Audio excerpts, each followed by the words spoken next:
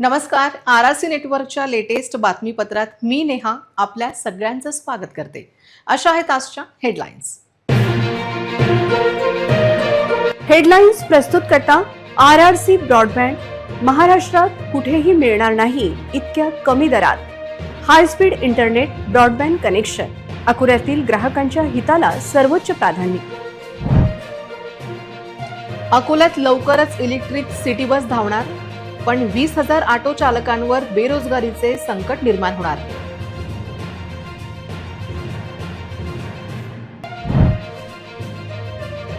Electric ऑटोने आधीच व्यवसाय मोडकळीस, बँकांचे हप्ते कसे भरणार? ऑटो चालकांसमोर गंभीर प्रश्न. अकोला शहरातील पाणी पुरवठ्याच्या वेळापत्रकात मोठा बदल. शहरात 5 दिवसाआड पाणी तर हद्दवाडीच्या भागात 6 दिवसाआड पाणी. कारण नसताना अन्न सुरक्षा अधिकाऱ्यांनी केली गणेश स्वीट मार्ट वर कारवाई. अन्न पदार्थाबाबत तक्रार नसताना स्वच्छतेचा मुद्दा केला समोर.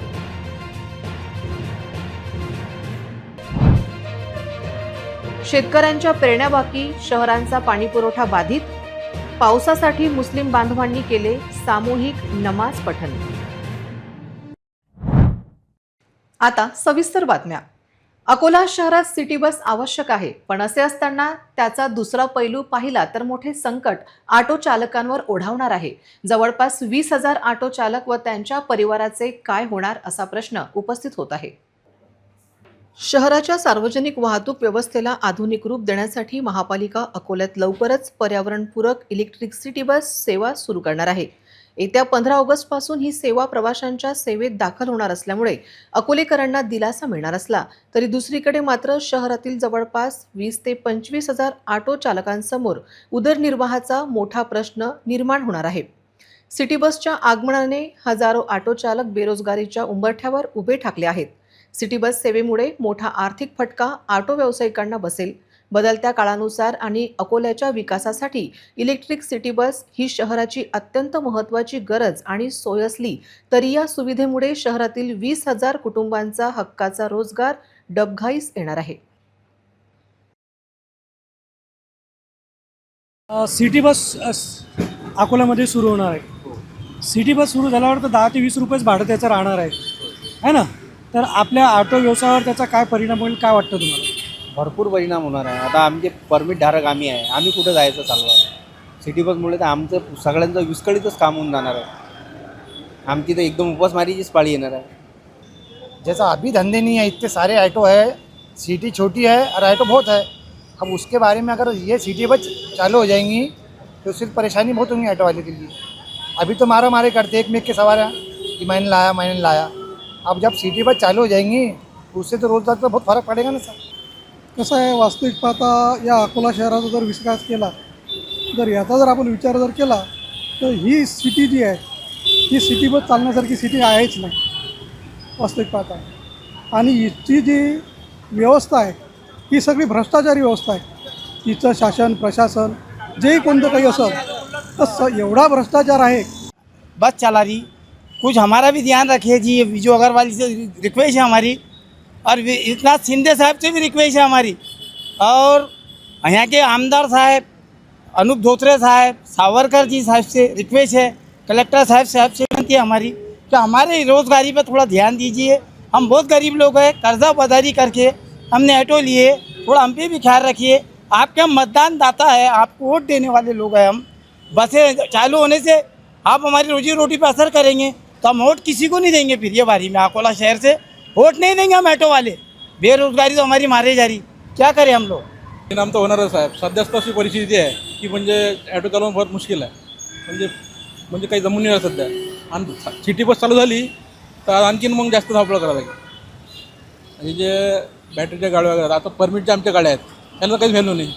त्यांनी बॅटरीच्या गाड्या वाढलेल्या आहेत आणि जे जुने ॲटो आहेत स्क्रॅप ते पण धावतात गाडीच्या. जुने ॲटो पण चालू आहेत. शहरात एवढी ॲटोची गर्दी झालेली आहे की एवढी तुमचा मोर्चा काढला ना पार्किंगसाठी जागा मिळणार नाही तुम्हाला. तर जुनेचे ॲटो बंद करा. आणि त्या परमिटला आम्हाला काही व्हॅल्यू नाही आणि बॅटरीच्या गाड्या चालू झाल्या आहेत. परिणाम तर होणारच आहे ॲटोवर, कारण की आता एवढे ॲटो वाढले की एकमेकाचे सवाऱ्या घेणं हे ते आता सिटी बस चालू झाल्यावर तर अजूनच हे होणार ना, भांडण्याचेच काम होतील ना, की सिटी बसच्या सवाऱ्या त्या हे बाकीचे ऑटोले आता येले सवाऱ्या कम पडची तेच एकमेकाच्या सवाऱ्या घेऊन पळणं जास्त म्हणजे मारामारी होणं या ऑटोवाल्याचं त्यातच जास्त वाद होणार आहे। ऑटो ऐसा में ऐसा फ़र्क गिरेगा कि हमारे ऑटो पे जो कारोबार है उसके ऊपर बहुत दिक्कत आ सकती है। वैसा तो पहले ऑटो के कारोबार इतने नहीं है और आगे चल के अगर सिटी बस चालू हो जाती है तो और कारोबार हमारे एकदम नीचे आ जाएंगे। उससे हमारी आर्थिक परिस्थिति में घर संसार में दिक्कत आ सकती है और तकलीफ हो सकती है। अभी ऑटो वाले जैसा है जैसा रोजी रोटी कमा रहे, बाद में ऐसा ना हो कि लड़ाई झगड़े हो चोरिया चमारिया पे बात आ जाए। फिर लोग अगर बच्चे के लिए अगर घर में खर्चे को नहीं रहेंगे तो फिर घर वालों के लिए तो क्या करेगा फिर इंसान। एक जिम्मेदार इंसान को तो अपने घर चलाने के लिए कुछ ना कुछ करना ही पड़ता। यही आपसे बोलना था। अकोला शहरात 42 इलेक्ट्रिक बसेस धावणार आहेत। यामध्ये 9 मीटर लांबीच्या 28 बसेस आणि 12 मीटर लांबीच्या 14 बसेसचा समावेश आहे। 10 ते 20 रुपयात अकोल्यात एका ठिकाणाहून दुसऱ्या ठिकाणी प्रवास करता येणार आहे। पण त्याच वेळी शहरात गेल्या काही वर्षात बँकांचे लोन घेत सुरू असलेल्या ऑटोचा प्रवास थांबणार आहे। याचा फटका ऑटो चालकांबरोबर बँकांना बसणार आहे। गेल्या काही वर्षात अकोल्यातील नवीन ऑटो खरेदीचे प्रमाणात लक्षणीय वाढ होती। सन 2023 मध्ये 231, सन 2024 मध्ये 760, सन 2025 मध्ये 992 आणि चालू वर्ष 2026 मध्ये आतापर्यंत 300 नवीन 3 व्हीलर पॅसेंजर ऑटो विकत घेतले गेले आहेत। जिल्ह्यात सध्या सुमारे 260 ई ऑटो आणि खासगी वापराचे 1200 ऑटो आहेत। नोंदणीकृत 7573 पॅसेंजर ऑटो आणि इतर जिल्ह्यातून येणारे ऑटो मिळून जवळपास 20 ते 25 हजार ऑटो रोज शहरात धावत आहेत। यामुळे बहुतांश ऑटो हे बँक किंवा खासगी फायनान्स कंपन्यांकडून कर्ज घेऊन खरेदी करण्यात आले आहेत। आता सिटी बस सुरू झाल्यावर प्रवाशांचा ओढा तिकडे वाढेल। परिणामी ऑटो चालकांचे उत्पन्न बुडणार असून बँकांचे हप्ते कसे फेडायचे हा गंभीर प्रश्न निर्माण होणार आहे। यामुळे केवळ ऑटो चालकच नाही तर कर्ज देणाऱ्या वित्तीय संस्थांची वसुलीही धोक्यात येण्याची शक्यता आहे। सर हमारे इस पे 2 लाख रुपए फाइनेंस उठाया हुआ है बैंक से। जैसा हमने अभी 400 रुपये कमाए दिन भर में, बिगर अभी बस आई भी नहीं तो अभी 400 रुपये कमाए हमने। अब घर चलाने के इंस्टॉलमेंट भरने के क्या करना। आमचे जास्तच पडणार दादा, काहून का पहिले तो धंदे काहीच नाही आमचे। दोन एक सवारीवर 2-2, 3-3 एवढं थांबू राहिले। आमचा एकदम भूकमरी जिंदगी आली। मग कसं आहे ते, आता तुम्ही बार्शी टाकळीवरून येणं जाणं करताय। हो आता जर सिटी बस तिथं सुरू झाली तर काय वाटेल तुम्हाला? वांदाच आहे दादा। पहिले तर महामंडळाचे बसालाही आहे त्याच्यात, मग प्रायव्हेट वाहनलाही आहे, मग दुसरे भी एफ चालतात। सगळे ई रिक्शा आहे, सगळे आहे। सवारी तो भेटणारच नाही दादा। आपने लोन लिया, कितने का लोन लिया है? मेरे गाड़ी पे तो समझ लो 6 लाख का तक लोन है मेरे गाड़ी क्या पर। इंस्टॉलमेंट जाती है आपकी? पेमेंट मेरी 11,800 रुपये जाती। अभी सिटी बस शुरू होने के बाद क्या फर्क पड़ने वाला, क्या लगता है फर्क आपको? बोले तो आपका हमको बहुत गाड़ा खारिज करना पड़ेगा, समझ के चलो। क्योंकि सिटी बस में जितना अपना फर्क पड़ेगा आधी को आधा फर्क पड़ेगा हमारे। जो कमा रहे हैं हम कैसे 1000-1500 रुपये, तो हमको उसमें से आधे तो इंस्टॉलमेंट जमा करना पड़ता है, हमको 500-600 रुपये निकालना पड़ता। गरीब इंसान के हत्या हम उसके हाथ सुविधा कर सकते हैं। 10 रुपये में ले जाते सर और फ्री में भी छोड़ देते हम उसको। ऐसा नहीं कि 20 रुपये लगेंगे, हम 10 रुपये में भी सेवा देते सर। वो भी हम घर पर छोड़ेंगे। और 3 सवारी का भी सर ऐसा बोलते हुए आगे 60 रुपये लेंगे, हम 50 रुपये में छोड़ देते सर। वो भी घर तक का छोड़ते सर। इतनी सेवा देते हम उसको पब्लिक को। रात में 11 बजे तक का हम ऑटो चलाते सर। कोई पेशेंट रहा तो हम ही लेके जाते। बस जाएंगी कि इतनी रात में पेशेंट को उठाने को सर। घर से उठा के जाएंगे। कोई दवाखाने काम रहा, कोई इमरजेंसी काम रहा तो ऑटो वाला जाता सर। बस थोड़ी आएंगी इतनी रात में उसको उठाने के बाद। अकोला महानगरपालिका क्षेत्रात पाणी टंचाईचे संकट गडद होताना दिसत आहे। शहराला काटेपूर्णा धरणातून पाणी पुरवठा केला जातो, पण या धरणात जलसाठा घटल्याने पाणी पुरवठ्याच्या वेळापत्रकात मोठा बदल केला गेला आहे। काटेपूर्णा धरणात केवळ 15.84 दशलक्ष घनमीटर म्हणजेच 18% जलसाठा उपलब्ध आहे। गतवर्षी याच दिवशी धरणात 26% एवढा पाणीसाठा उपलब्ध होता।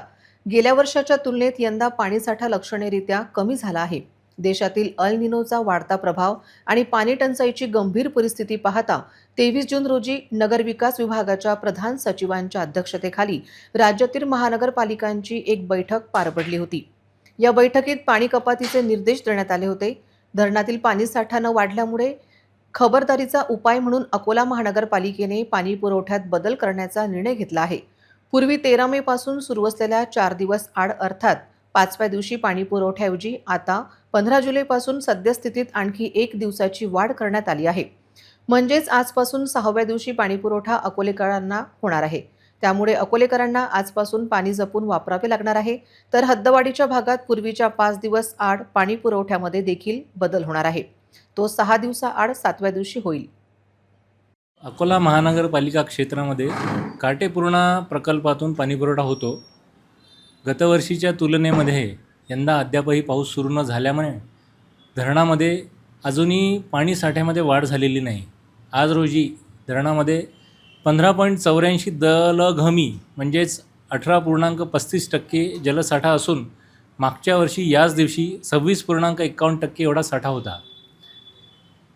त्यामुळे खबरदारी म्हणून अकोला पाणीपुरवठा योजना दिनांक 13/5/26 पासून आपण 4 दिवस आड 5व्या दिवशी आणि हद्दवाढ भागात 5 दिवस आड 6व्या दिवशी पाणीपुरवठा केलेला आहे. देशामध्ये अल निनोचा वाढता प्रभाव पाहता दिनांक 23 जून रोजी माननीय प्रधान सचिव नगरविकास विभाग यांच्या अध्यक्षतेखाली संपूर्ण महाराष्ट्रात महानगरपालिकांची बैठक झाली आणि पाणी टंचाई संदर्भात आवश्यक उपाययोजना जसे पाणी कपात, त्यानंतर पाणी बचत आणि रेन वॉटर हार्वेस्टिंग याबाबत निर्देश देण्यात आले. पाणी कपातच्या अनुषंगाने अद्यापही काटेपूर्णा धरणामध्ये आवश्यक वाढ न झाल्यामुळे आपण दिनांक 15 जुलैपासून सद्यस्थितीत सुरू असलेल्या पाणीपुरवठ्यामध्ये 1 दिवसाची वाढ करण्याबाबत निर्णय घेण्यात आलेला आहे. धरणामध्ये पुरेसा साठा उपलब्ध झाला तर पूर्ववत पाणीपुरवठा करण्यात येईल. अकोला शहरातील महाजनी जलकुंभ, मोठी उमरी, गुडदी जलकुंभ, नेहरू पार्क जलकुंभ, तोषणीवाल जलकुंभ, आदर्श कॉलनी जलकुंभ, केशवनगर जलकुंभ, रेल्वे स्टेशन जलकुंभ, गंगानगर जलकुंभ, अकोटफैल जलकुंभ, जोगडेकर प्लॉट जलकुंभ, लोकमान्य नगर जलकुंभवरून होणारा मूळ हद्दीतील पाणीपुरवठा 5 दिवसाआड 6व्या दिवशी होईल. तर अकोला शहराच्या बाहेर अर्थात हद्दवाढ भागातील म्हणजे मलकापूर, शिवापूर, खडकी, शिवर, उमरी, गुडदी, न्यू तापडियानगर, हिंगणा, सोमठाणा, गीतानगर, गंगानगर, अयोध्यानगर, मेहरीनगर, गजानननगर, आश्रयनगर, डाबकी आणि शिवनगर जलकुंभ, आश्रयनगर जलकुंभ, बसस्टँड जलकुंभ, शिवणी जलकुंभ वरून होणारा पाणीपुरवठा 6 दिवसाआड म्हणजे 7व्या दिवशी नळ येणार आहेत. अकोला शहरातील नागरिकांनी पिण्याच्या पाण्याची पुरेशी साठवणूक करून पाण्याचा अपव्यय टाळावा असे आवाहन कार्यकारी अभियंता पाणीपुरवठा विभाग मनपा अकोला यांनी केले आहे. आज जठारपेठ येथील प्रतिष्ठित गणेश स्वीट मार्टवर FDAने कारवाई केली. पण ही कारवाई म्हणजे अन्न व औषध प्रशासनाचा देखावा असल्याची माहिती समोर आली आहे. गणेश स्वीट मार्टवर अन्न पदार्थात भेसळ सापडली नाही. अन्न पदार्थ चांगले होते म्हणून स्वच्छतेचा मुद्दा समोर केला गेला आहे. जठारपेठ चौकातील गणेश स्वीट मार्टवर अन्न व औषध प्रशासनाने जाणीवपूर्वक कारवाई केल्याची माहिती प्राप्त झाली आहे. स्वच्छतेचे सर्व नियम पाळले जात असताना व्यावसायिक स्पर्धेतून ही रेड झाल्याची चर्चा मिठाई व्यावसायिकांमध्ये आहे. तर खाद्यपदार्थांची कुठलीही तक्रार नसताना FDAने केलेल्या कारवाईची चौकशी वरिष्ठांनी करण्याची गरज आहे. अन्न सुरक्षा अधिकाऱ्यांच्या मनमानी कारभाराचा फटका आज गणेश स्वीट मार्टला बसला आहे.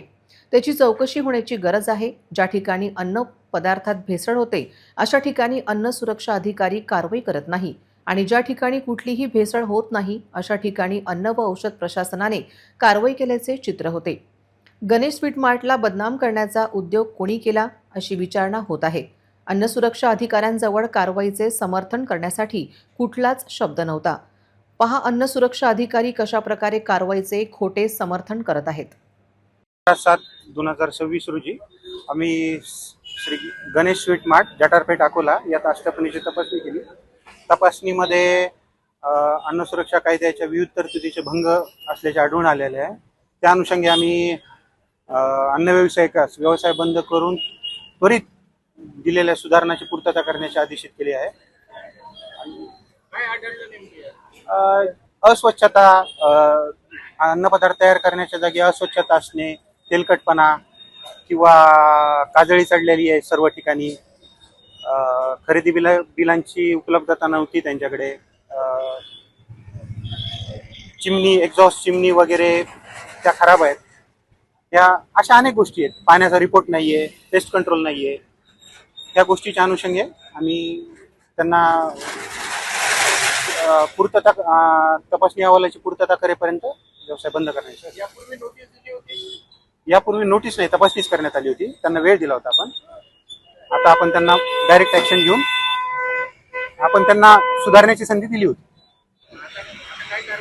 आता आपण त्यांना व्यवसाय बंद करून त्वरित सुधारणा करण्याचे आदेशित केले.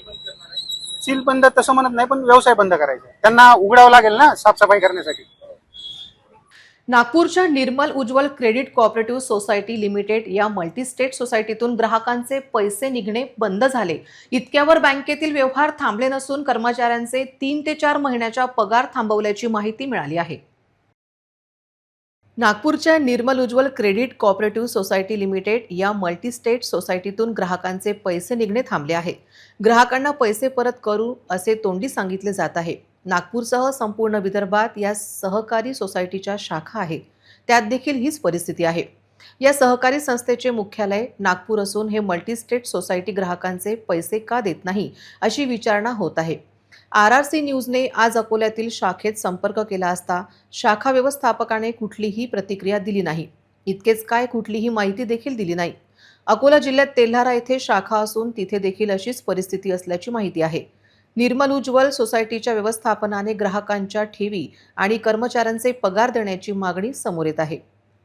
खरीप हंगामाच्या सुरुवातीलाच जिल्ह्यातील शेतकऱ्यांना बोगस बियाण्यांचा मोठा फटका बसला असून या संपूर्ण प्रकरणावरून आता राज्याच्या कृषी आयुक्तालयाची भूमिका संशयाच्या भोवऱ्यात सापडली आहे. जिल्ह्यात सोयाबीनच्या बोगस आणि सदोष बियाण्यांबाबत शेतकऱ्यांनी तक्रारीचा पाऊस पाडला आहे. सद्यस्थितीत जिल्ह्यात तक्रारींचा आकडा 1800 झाला आहे. सोयाबीन बियाण्यांच्या अनागोदी कारभारात मे महिन्यात सोयाबीनचे सॅम्पल घेऊ नका असा एक अजब अलिखित नियम किंवा आदेश कृषी आयुक्तालयाने काढला होता. सोयाबीनचे बियाणे मे महिन्यात विकता येऊ शकते, पण सोयाबीनची सॅम्पलिंग केवळ जून आणि जुलै महिन्यातच घ्या असा अजब फतवा कोणी काढला अशी विचारणा आता होत आहे. जर मे महिन्यात बियाणे बाजारात विक्रीसाठी उपलब्ध होते आणि शेतकरी ते खरेदी करत होते, तर मग मे महिन्यात त्याचे नमुने घेण्यास कोणी आणि का मज्जाव केला? हा आदेश नेमका कोणाचा होता? बोगस बियाणे कंपन्यांना मे महिन्यात मोकळे रान देऊन शेतकऱ्यांची लूट करण्यासाठीच हा जाणीवपूर्वक उशीर करण्यात आला का? लॅबचे रिपोर्ट 21 दिवसांनी उशिरा येण्यामागे कोणाला वाचवण्याचा प्रयत्न सुरू आहे? अचलपूर तालुक्यातील रावळगाव येथील अनेक शेतकऱ्यांच्या शेतात बियाणे उगवले नाही अशा तक्रारी प्राप्त झाल्या. त्याची दखल घेत आज खासदार बळवंत वानखडे यांनी शेतकऱ्यांच्या बाधांवर जाऊन पाहणी केली.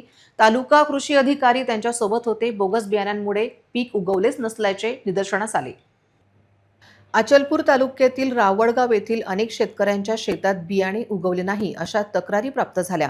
त्याची दखल घेत आज खासदार बळवंत वानखडे यांनी शेतकऱ्यांच्या बांधांवर जाऊन पाहणी केली. शेतकरी फसवले गेले आहेत असे दिसून आले.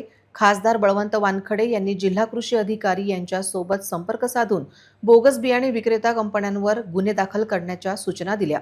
यावेळी तालुका कृषी अधिकारी अक्षय क्षीरसागर, माजी पंचायत समिती उपसभापती श्रीधर काळे अचलपूर, चैतन जौंजाळ, सुनील पवार, स्वप्नील राऊत, सुभाष खांडेकर, गोलू अतकरे, राजेंद्र राऊत, प्रकाश राऊत, हर्षल जौंजाळ, प्रशांत भडांगे, जुबेर भाई यांच्यासह स्थानिक शेतकरी उपस्थित होते. बळवंत भाऊ, आपण आज रावळगाव इथे तालुका अचलपूर इथे जाऊन शेतकऱ्यांच्या बांधावर जाऊन पाहणी केली. संपूर्ण अमरावती जिल्ह्यात आता जेमतेम पेरणी होत असताना सोयाबीनचं बियाणं अनेक ठिकाणी म्हणजे जवळपास सगळ्याच तालुक्यात, अचलपूर असेल, तिवसा असेल, दर्यापूर असेल, अशा अनेक तालुक्यात सोयाबीनचं बियाणं निघालं नाही. काही ठिकाणी निघालं तर पर्सेंटेज खूप आहे, कमी आहे, आणि काही ठिकाणी तर बिलकुलच निघालं नाही. या संदर्भात मी माननीय जिल्हाधिकारी महोदय, माननीय कृषी अधिकारी जिल्हा यांच्यासोबत वारंवार संपर्कात राहून लोकांच्या ज्या तक्रारी आहेत त्या तक्रारीच्या निवारणाच्या संदर्भात मी संबंधितांसोबत चर्चा केली. आणि जे काही शेतकऱ्यांचं बियाणं निघालं नाही त्याचं अतोनात नुकसान झालं. अगोदरच शेतकरी हा फार मोठ्या संकटात आहे. पाऊस उशिरा सुरू झाला आणि अजूनही बऱ्याच संकटात असल्यामुळे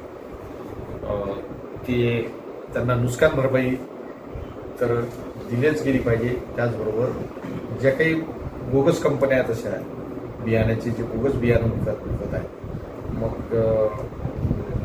पोस्टवाला जे आत्ताच बुस्टर या कंपनीवर गुन्हेसुद्धा दाखल केले म्हटल्यानंतर तर या कंपन्यांवर गुन्हे तर दाखल झालेच पाहिजे. त्याचबरोबर शेतकऱ्यांना त्याचा जो मोबदला आहे त्याचं नुकसान भरपाई ते सुद्धा मिळाली पाहिजे. आज रावळगावला मी गेलो, जवळपास 10 ते 15 शेतकरी 10 ते 12 शेतकऱ्यांचं बियाणं निघालं होतं. प्रत्यक्ष शेतीच्या बांधावर गेल्यानंतर त्या शेतकऱ्यांची जी काही हालतदायक परिस्थिती आहे ती समजली. बियाणं कसं उगवलं नाही गेलं, काय कसं निर्जीव अवस्थेत पडलेलं आहे बियाणं ते पाहलं. तर हे एक प्रकारे शेतकऱ्याचं आता दुबार पेरणीचं जे संकट शेतकऱ्यांना आलं आहे त्या संदर्भात दुष्काळ जाहीर करण्यासंदर्भात शासनाला काही आपण पत्रव्यवहार करणार आहे? नाही, आता एकदम आता लगेच दुष्काळ जाहीर होऊन जाहीर होणार नाही, आपण मागणं ही आश्वासन होणार आहे. काही काळ जाऊ द्यावा लागेल. जी काही निसर्गाची परिस्थिती आता निर्माण होते त्या परिस्थितीनुसार शेतकऱ्यांच्या पाठीशी उभं राहणं गरजेचं आहे आणि त्या पद्धतीनं आम्ही शेतकऱ्यांच्या पाठीशी उभं राहू. मग उद्या दुष्काळ असेल किंवा काही परिस्थिती निर्माण झाली तर त्यासोबत शहरात प्रदूषित पाणी पुरवठा होत असल्याची नागरिकांची ओरड आहे. या प्रदूषित पाण्यामुळे नागरिकांच्या आरोग्याचा गंभीर प्रश्न निर्माण झाला आहे. दूषित पाणी पुरवठ्याने अनेकांना पोटाचे विकार वाढले असून लहान मुले वृद्धांना याचा सर्वाधिक त्रास होत आहे. अकोला शहरात गेल्या काही दिवसांपासून अनेक भागात प्रचंड दूषित आणि प्रदूषित पाण्याचा पुरवठा होत असल्याची तक्रार नागरिक करत आहेत. या दूषित पाण्यामुळे शहरातील नागरिकांच्या आरोग्याचा गंभीर प्रश्न निर्माण झाला असून अनेकांना पोटाच्या विकारांनी ग्रासले आहे. अकोला महानगरपालिका नागरिकांना शुद्ध पाणी पुरवण्यात पूर्णपणे अपयशी ठरत असल्याचा आरोप आता नागरिक करू लागले आहेत. शहरातील अनेक भागांमध्ये नळांना येणारे पाणी हे गढूळ, दुर्गंधीयुक्त आणि रासायनिकदृष्ट्या प्रदूषित असल्याच्या तक्रारी वाढल्या आहेत. हे पाणी प्यायल्यामुळे अकोलेकरांचे आरोग्य धोक्यात आले असून शहरातील खासगी आणि शासकीय रुग्णालयांमध्ये पोटाचे विकार, गॅस्ट्रो आणि उलट्या जुलाबच्या रुग्णांची संख्या झपाट्याने वाढत आहे. दरम्यान महापालिका हद्दीत लिकेज राहणार नाही अशी माहिती जलप्रदाय विभागाच्या अभियंत्याने दिली आहे. अकोला शहरामध्ये गढूळ पाण्याबाबत प्राप्त तक्रारीच्या अनुषंगाने सर्व भागांमध्ये आवश्यक पाहणी करण्यात येत आहे आणि कुठल्याही परिस्थितीत कुठेही लिकेज राहणार नाही याची खबरदारी घेण्यात येत आहे. नागरिकांनी अशा बाबतीत महानगरपालिकेकडे तक्रार करावी, त्या अनुषंगाने तात्काळ उपाययोजना करणे सोयीचे होईल. तसेच आगामी पावसाळ्यामध्ये छताचं पाणी पुनरुज्जीवन करण्यासाठी जलपुनर्भरण करणे आवश्यक आहे. अकोला महानगरपालिकेतर्फे शहरातील नागरिकांनी जलपुनर्भरण करावे याबाबत आवाहन करण्यात येत आहे. आलेगाव येथील निर्गुणा नदीला आलेल्या महापुरामुळे पुलाचे संरक्षण कठडे आणि पुलाच्या समोरील सडके खालील भर वाहून गेला. त्यामुळे वाहन चालक आणि प्रवाशांकरिता हा पूल धोक्याचा बनला असून अपघात होण्याची शक्यता निर्माण झाली आहे. पातूर तालुक्यातील आलेगाव परिसरामध्ये गतवर्षी निर्गुणा नदीला महापूर आला होता. या पुरामुळे आलेगाव डोनगाव रस्त्यावर असलेल्या निर्गुणा नदीवरील पुलाचे संरक्षण कठडे आणि पुलासमोरील सडके खालील भर वाहून गेला. रस्ता आणि पूल वाहन चालकांसह प्रवाशांकरता धोक्याचा बनला आहे. याबाबत ओरड झाल्यामुळे संबंधित अधिकाऱ्यांनी 2-3 वेळ पाहणी केली. त्यानंतर पुरामुळे सडकेवर पडलेल्या खड्ड्यांची कंत्राटद्वारे थातूरमातूर डागडुजी करण्यात आली. आता तेच खड्डे या वर्षीच्या पावसामुळे उघडे पडण्याची भीती प्रवाशांमध्ये आहे. तसेच पुलावरील संरक्षण कठडे हे वाहन चालकांसह प्रवासी आणि पायी प्रवास करणारे बैलबंडीधारक शेतकरी आणि पाळीव प्राण्यांच्या सुरक्षात्मक होते. ते कठडे पुरामुळे वाहून गेल्याने अनेकांच्या सुरक्षेचा प्रश्न उभा ठाकला आहे. जवळपास 1 वर्ष होऊन देखील ज्या पद्धतीने काम व्हायला पाहिजे होते तसेच झाले नाही. उलट संबंधित प्रशासनाचा निष्काळजीपणा समोर आला आहे. वाशिम शहरातील काटा रोडवरील एका घरात चोरीचा प्रयत्न केल्याची घटना घडली. चोरटे गेट उघडून आत गेले असता ही सर्व घटना घरातील सीसीटीव्हीत कैद झाली. यामुळे परिसरात भीतीचे वातावरण निर्माण झाले आहे. चोरट्यांचा बंदोबस्त करण्याची मागणी होत आहे. वाशिम शहरात चोरीच्या घटनांमध्ये वाढ होत असून नागरिकांमध्ये भीतीचे वातावरण निर्माण झाले आहे. दरम्यान गणेशनगर काटा रोड परिसरात मंगळवारी रात्रीच्या सुमारास अमोल वानखडे याच्या घरात चोरीचा प्रयत्न झाला. मात्र घरावर बसवण्यात आलेले सीसीटीव्ही कॅमेऱ्यामुळे चोरट्यांचा डाव फसला. या घटनेतील संशयितांच्या हालचाली सीसीटीव्ही कॅमेऱ्यात स्पष्टपणे कैद झाल्या आहेत. याच परिसरातून अज्ञात चोरट्यांनी 2 दुचाकीही लंपास केल्याची घटना घडली आहे. त्यामुळे परिसरातील नागरिकांमध्ये असुरक्षिततेची भावना वाढली असून वाढत्या चोरीच्या घटनांमुळे चिंता व्यक्त केली जात आहे. सीसीटीव्ही फुटेजच्या आधारे संशयितांचा पोलिसांनी शोध घेऊन त्यांना तातडीने जेरबंद करावे, तसेच शहरातील रात्रीची पोलीस गस्त वाढवून चोरीच्या घटनांवर आळा घालावा अशी मागणी नागरिकांकडून करण्यात येत आहे. अमरावतीच्या ताजनगरात शेख आफाक शेख शकील या 25 वर्षीय युवकाची चाकूने भोसकून हत्या करण्यात आली. आज सकाळी ही घटना उघडकीस आली, ज्यामुळे परिसरात खळबळ उडाली आहे. सकाळी इरविन रुग्णालयात आफाकचा मृत्यू झाल्याची बातमी परिसरात पसरली.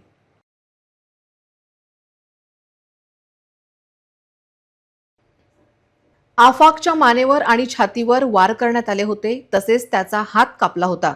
हत्येत 4 आरोपी असण्याची शक्यता आहे. पोलिसांनी तपास सुरू केला आहे. परिसरातील सीसीटीव्ही कॅमेरे तपासले जात आहेत. आफाकचा मृतदेह इरविन रुग्णालयाच्या शवविच्छेदन केंद्रात आणण्यात आला. या ठिकाणी नातेवाईकांनी मोठी गर्दी केली होती. पोलिसांचाही कडक बंदोबस्त होता. आरोपीला शोधण्यासाठी गुन्हे शाखेचे पथक आणि फैजरपुरा ठाण्याचे पथक रवाना झाले आहे. कोणत्या कारणाने युवकाची हत्या झाली याचा शोध पोलीस घेत आहेत. 8:30च्या दरम्यानची घटना आहे.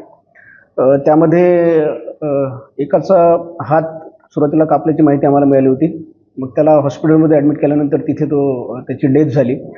या प्रकरणामध्ये आपण 4 आरोपी जे आहेत त्यांचा शोध आपण घेत आहे. 4 आरोपी यामध्ये आपण निष्पन्न केलेले आहेत.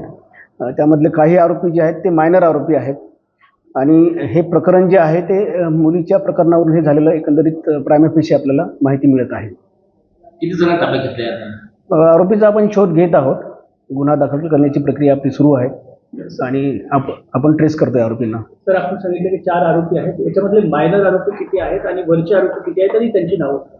प्रायमा फेशी तरी आपल्याला त्यामध्ये 3 आरोपी हे मायनर दिसतात आणि 1 आरोपी जो आहे तो आपल्याला मेजर त्यामध्ये दिसतोय. आज राजेंद्र कॉलनी स्थित सकाळी 8:30 वाजताच्या दरम्यान 25 वर्षीय युवकाची निर्घुण हत्या करण्यात आलेली आहे. आफाक शेख असे या मृतक युवकाचे नाव आहे. या ठिकाणी शवविच्छेदन केंद्रात त्याचा मृतदेह या ठिकाणी आणण्यात आलेला आहे. आपण पाहू शकता की शवविच्छेदन केंद्रामध्ये नातेवाईकांची या ठिकाणी गर्दी झालेली आहे. पोलीस बंदोबस्तसुद्धा या ठिकाणी मोठ्या प्रमाणात आहे आणि सध्या आरोपी फरार असून पोलीस त्या आरोपीचा शोध घेत आहेत. मी संदीप मानकर, जिल्हा प्रतिनिधी, RRC news network, Amravati. Washim जिल्ह्यात पावसाने दडी मारल्याने पेरणी झालेल्या पिकांना याचा मोठा फटका बसण्याची शक्यता आहे. त्यामुळे वाशिमच्या धनसबुद्रुक येथील मुस्लिम बांधवांनी एक खुल्या मैदानात सामूहिक नमाज पठण करून अल्लाहकडे पावसासाठी प्रार्थना केली. यावेळी मोठ्या संख्येने मुस्लिम बांधव नमाजसाठी एकत्रित आले. वाशिम जिल्ह्यात 10 दिवसांपासून पावसाने दडी मारल्यामुळे पेरणी केलेली कोवळी पिकं सुकण्याच्या मार्गावर आहेत. तसेच पाऊस न झाल्यास दुबार पेरण्या करावे लागणार आहेत. त्यामुळे वाशिम जिल्ह्यातील धनसबुद्रुक येथील मुस्लिम बांधवांनी एका खुल्या मैदानात एकत्र येऊन पावसासाठी विशेष नमाज पठण करत प्रार्थना केली. भरपूर पाऊस यावा आणि शेतकरी तसेच सर्वसामान्यांना दिलासा मिळावा यासाठी सर्वांनी मिळून दुआ करण्यात आली. ही नमाज पठण करण्यासाठी धनसबुद्रुक येथील खुल्या मैदानावर वृद्ध आणि तरुण आणि लहान मुले मोठ्या संख्येने उपस्थित होते. ही नमाज पठण केल्यावर दडी मारलेल्या पावसाचे नक्कीच पुन्हा पाऊस बरसतो अशी भावना मुस्लिम समाज बांधवांनी व्यक्त केली.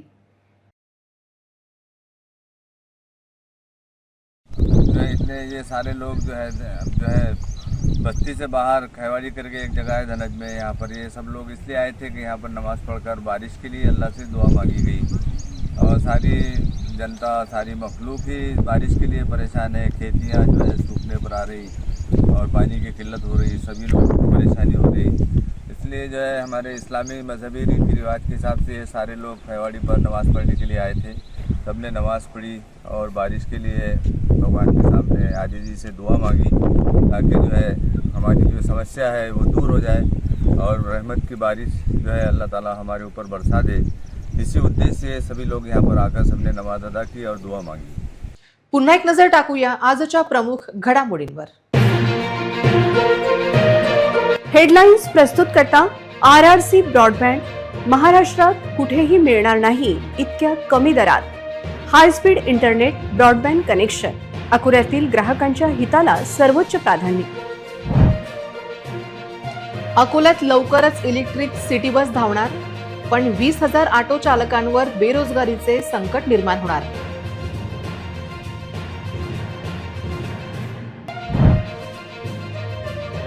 इलेक्ट्रिक ऑटोने आधीच व्यवसाय मोडकळीस, बँकांचे हप्ते कसे भरणार? ऑटो चालकांसमोर गंभीर प्रश्न.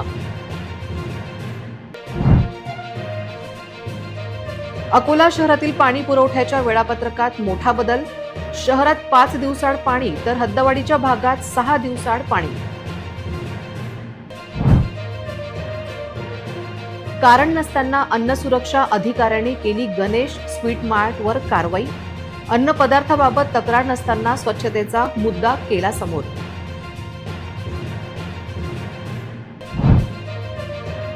शेतकऱ्यांच्या पेरण्या बाकी, शहरांचा पाणीपुरवठा बाधित.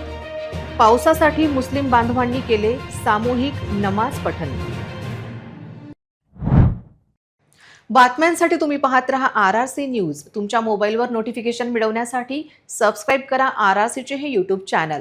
ट्रेंडिंग आणि लेटेस्ट बातम्यांसाठी RRCच्या इंस्टाग्राम पेजला फॉलो करा, लाईक आणि फॉरवर्ड करा RRC न्यूज अकोलाचे हे न्यूज बुलेटिन. पुन्हा भेटूया लेटेस्ट बातम्यांसह नवीन बातमीपत्रात. तोवर नमस्कार.